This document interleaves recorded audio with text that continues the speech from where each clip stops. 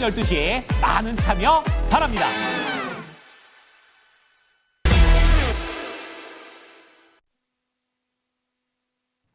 네, 프로의 시선입니다. 선투자의 저희 송범선 실장과 함께 하겠습니다. 안녕하세요. 안녕하세요. 네, 실장님과 오늘 나눠볼 얘기의 주제 먼저 확인해 보도록 하겠습니다. 네, 로봇과 AI 쪽의 최고의 기업은 과연 누구일까? 오늘 조금 꺾이거나 변동성이 강하거나 이런 종목들이 어제부터 좀 많이 등장하고 있잖아요. 여기에 대한 좀 명확한 시각을 이 시간에 저희가 들어볼 수 있을 것 같습니다.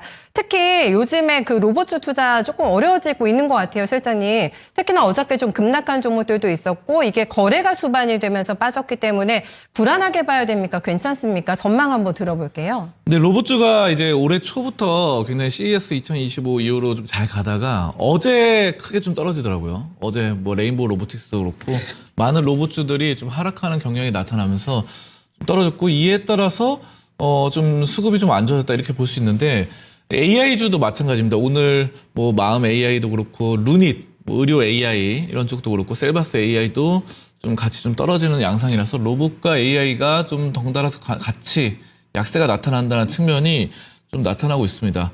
다만 저는 이런 것들이 좀 일시적인 것이라고 좀 보고 있고 오늘 실제로 뭐 레인보우 로보틱스 같은 경우는 상승세로 또 반전 접어들었죠. 그렇기 때문에 수급의 반전, 기술적인 반전이 어느 정도 좀 돋보이고 있다. 좀 약간의 손바뀜이 나타나는 것뿐이지 이것이 완전히 하락세로 접어든 건 아니다라고 좀 판단을 하고요.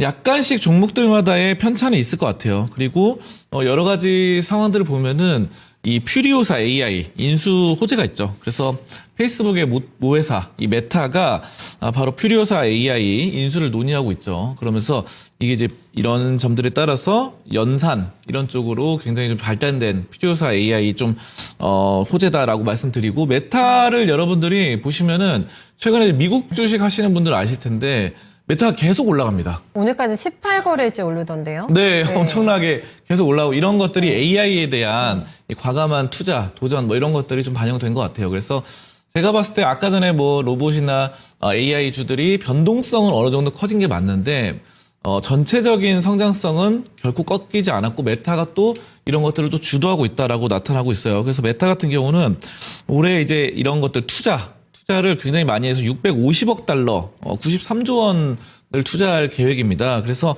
이런 호재로 따라서 우리나라도 어느 정도 훈풍이 좀 불어올 예정이고요. 지난번에 또 제가 프로의 시선에서 좀 소개로 말씀드렸던 휴림 로봇 같은 경우도 그때 제가 이제 1,650원대 말씀드렸는데 이게 이제 2,000원대까지 2,000원 넘게 올랐죠. 2,800원대까지 갔다가 뭐 최근에는 좀 약간 꺾이긴 하는데 어제 오늘 좀 꺾이긴 하죠. 그래도 2,840원까지 가서 다들 이제 수익권이 나셨을 거예요. 그래서 이런 점들은 축하드리고 어느 정도 매도 이후에 오늘 또 탑픽 선정해서 하니까 이런 점들 좀 잘 따라와 주셨으면 좋겠습니다. 네. 자체적으로 휴림 로봇에 대한 지금 AS까지 해주셨는데 수익 익절하시라고 합니다. 그리고 오늘이 더 좋은 종목인가 봐요. 잠시 후에. 네, 그걸로 또 옮겨 타시면 된다고 하니까 이렇게 또 수익을 내고 팔고 하는 재미가 또 있는 시장이 되지 않을까 싶은데 그런 기법도 전수 저희한테 해주셨네요.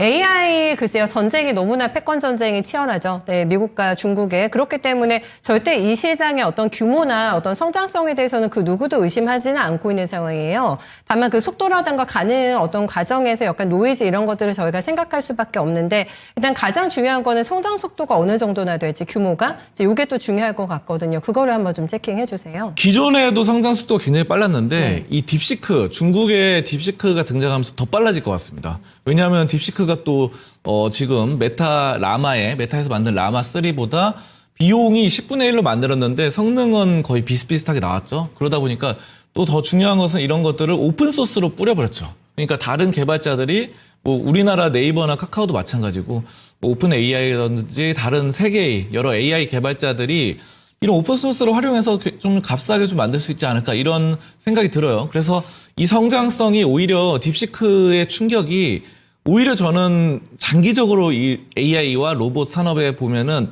긍정적이다라고 판단을 해요.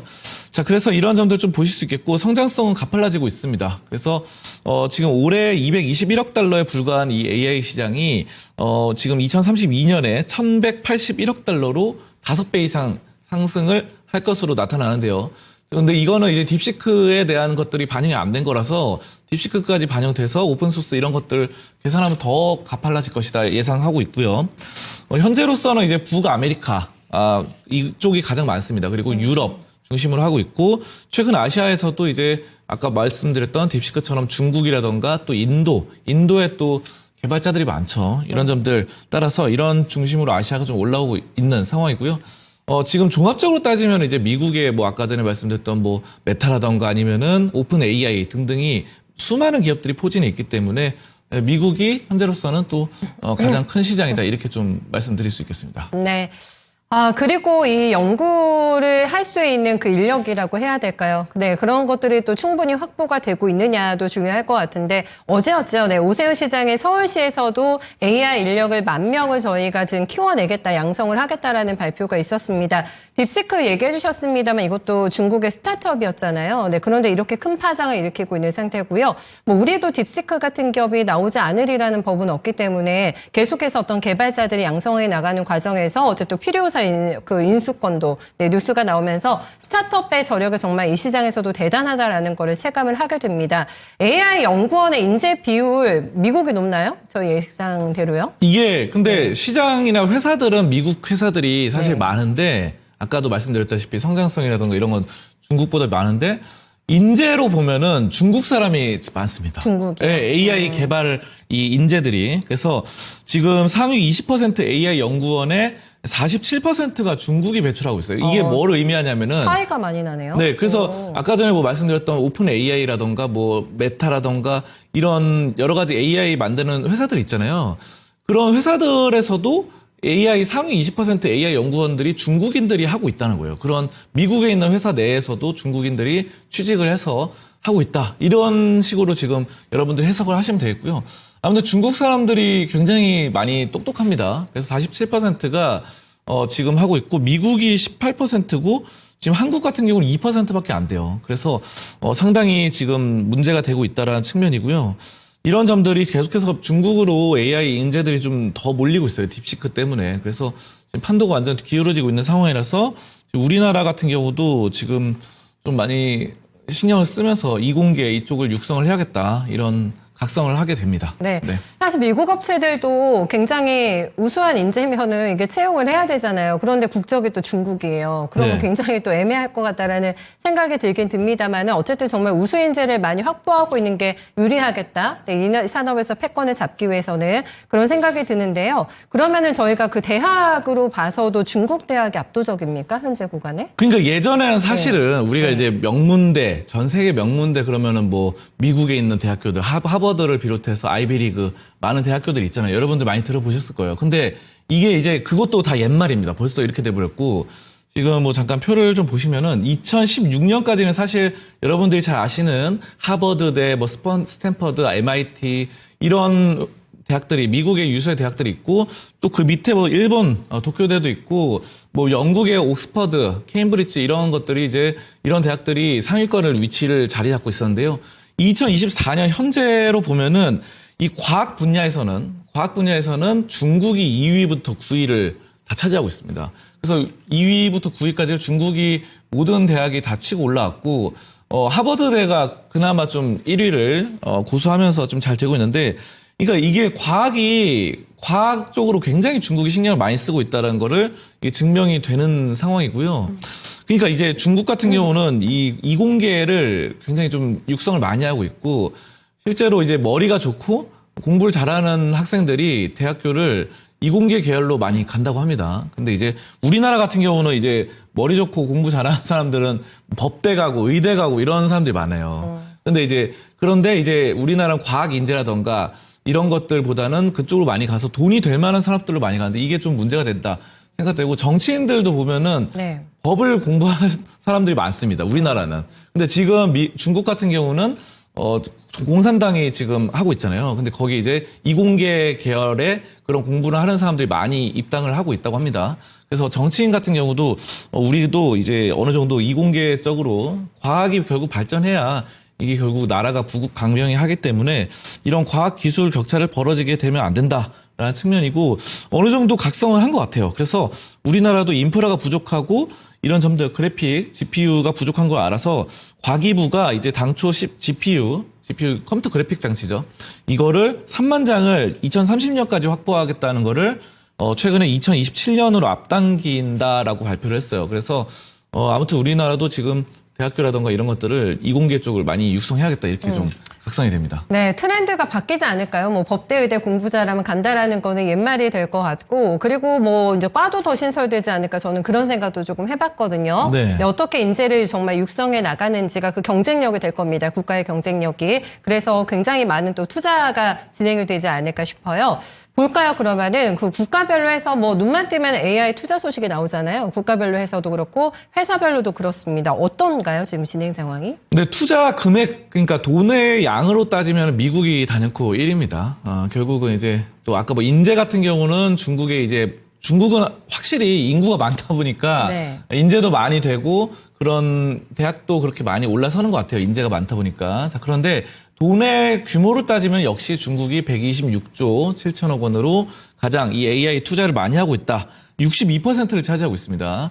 자, 그리고 2위가 중국입니다. 16조 3천억 원 가량이고, 우리나라 같은 경우는 좀 작습니다. 4조 3천억 원에 불과합니다. 그래서, 우리나라도 이런 것들을 좀 많이 키워야 되겠고, 미국 같은 경우는 뭐 마이크로소프트라던가 아마존 빅테크 기업들이 계속해서 AI를 연구 개발을 하고 있죠. R&D 거쳐서. 그렇기 때문에 이런 규모들이 계속 커지고 있고, 미국 같은 경우는 뭐 스타트업 같은 경우도, 지금 정부에서 계속해서 지원금이 나오고 하다 보니까, 우리나라의 이런 예산 규모라던가 이런 것들을 좀 더 이 AI라던가 뭐 딥러닝, 로보틱스 이쪽으로 좀 더 키워야 되겠다라는 점이고요. 근데 이제 결과적으로 말씀드리면은 머신러닝, 뭐 딥러닝 이런 것들이라던가 이런 것들은 미국이 좀 우위고 컴퓨터 비전, 안면 인식 이런 것들은 중국이 좀 더 잘합니다. 그래서 큰 종합적으로 따졌을 때는 미국이 좀 더 앞서 나가긴 하는데 이게 거의 지금 빠르게 중국이 이렇게 추격을 하고 있다라는 측면에서 특정 분야에서는 또 중국이 앞서 나가는 것도 보여요. 그래서 최근에 로봇 같은 경우는 움직임이 중국보다 이제 아예 미국보다 중국의 로봇들이 좀 더 자연스럽게 움직이는 그런 경향이 포착되고 있습니다. 그래서 이런 점들이 중요하고 우리나라도 역시 맞춰 나가야 되고 딥시크가 놀라운 게 이제 딥시크를 지금 우리나라 같은 경우 다 차단하고 있잖아요. 네. 해외에서도 일본도 그렇고 호주도 막 차단하는 게 딥시크가 이제 개인 정보를 자꾸 빼내간다는 말이 나오더라고요. 네. 네. 그래서 근데 중요한 거는 이게 지금 결국은 우리가 이제 빅데이터가 중요합니다. 네. 이런 뭐 사실 뭐 딥시크뿐만 아니라 제가 봤을 때는 챗 GPT라던가 미국에서 만든 이런 AI 이런 것들도 최근에 이런 말이 있었어요.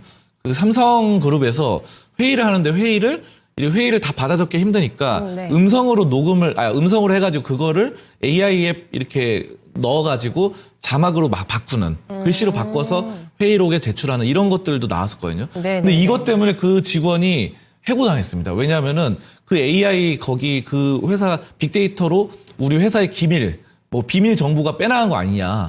회사의 정보가. 그걸 절대 하지 말고 뭐 종이에 받아 적거나 아니면은 노트북에 직접 써라. 이런 식으로 해가지고 결국은 이제 빅데이터가 AI를 쓰면은 빅데이터가 다 쌓이는 거거든요.